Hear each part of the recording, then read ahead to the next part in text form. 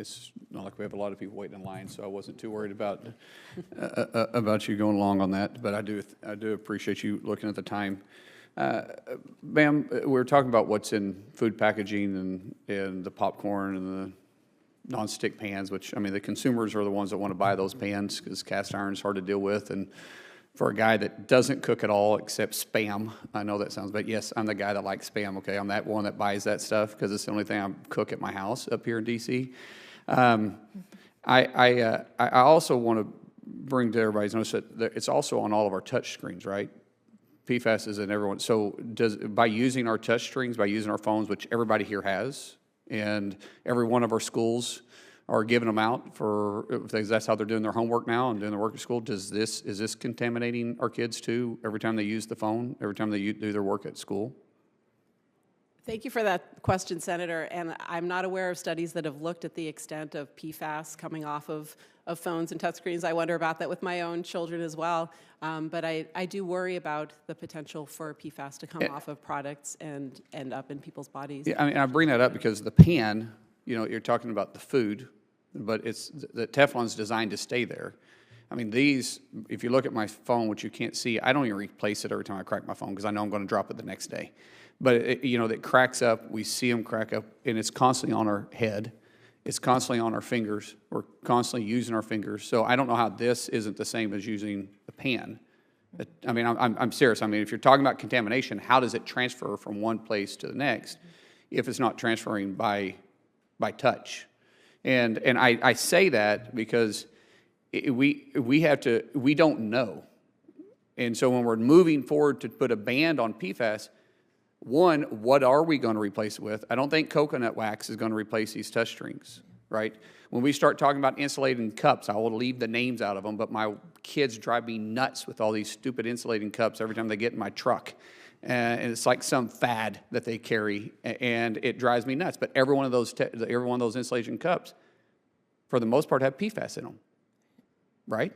Yeah. So what is it that at what level do we stop? And what level is it contaminating? Which level is it isn't? Is it just on the disposable side of it, that we're not disposing it right? These are just questions that we need to talk about because it is something that we use in our everyday life that we got to be careful about. Yes, ma'am, go ahead.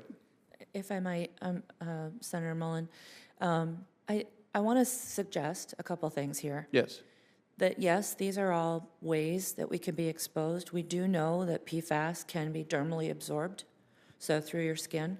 Some can be dermally absorbed. They're water soluble, so they're going to go into your skin. But this may not be the most prominent way that we're being exposed. And I want to suggest that we do spend some time talking about PFAS in foods, foodstuffs, drinking water, because those are major pathways of ingestion and exposure for all Americans. So there's some new work coming out of East Carolina University and NC State showing that produce grown in our state is contaminated with PFAS just because of the soil that they're being grown in. Now, that's a shame. I hope that we can get to a place where we can get rid of the PFAS in the ground, that dairy cattle may eat the grass from that ground, and our children could eat those blueberries. But, making sure we have clean drinking water and food that's not contaminated with PFAS is a really major, that would be a major win. I would ask on what exactly are we talking about with a health risk that it's exposing to? Because most of that, what you're talking about, because plumbing is my background, and I also carry a C operating license for water treatment plants and wastewater treatment plants. Most of that is delivered through the water system from irrigation.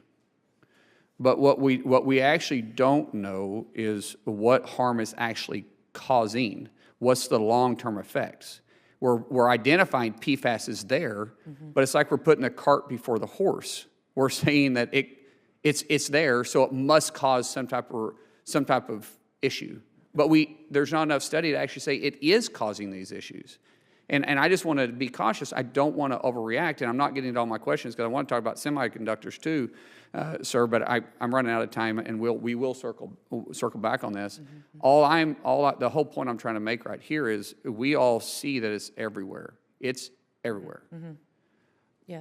But I don't think we're even close to knowing the exact studies of if it is harmful, and if it is, which direction is it harmful? At what point is it harmful? Is it just at the manufacturing stage? Is it in the raw form in itself? And so, yes, ma'am, you can finish, and I'll go over my time. Yeah, and I'll go back to I you. actually have a good answer for that. Yes. So many of the PFAS that we're talking about today don't change form.